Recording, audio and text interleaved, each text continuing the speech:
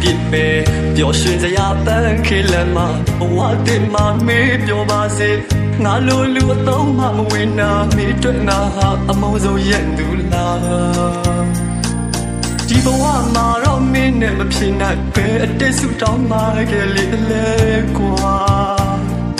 မျောလင့်ထားတဲ့စိတ်ကူးတချို့ဟာလမ်းခရီးတော့မှအိမ်မက်လို့ဖြစ်လာ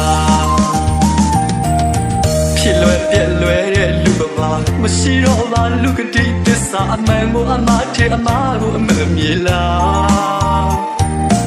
အကျိုးလို့ညောင်ရည်လောင်းတယ်လို့အလိုရှိမှချစ်အောင်ဆောင်ပြလာမာယာများတဲ့လူလောကမှာအချစ်မှလည်းအတူအယောင်တွေပေါ်လာ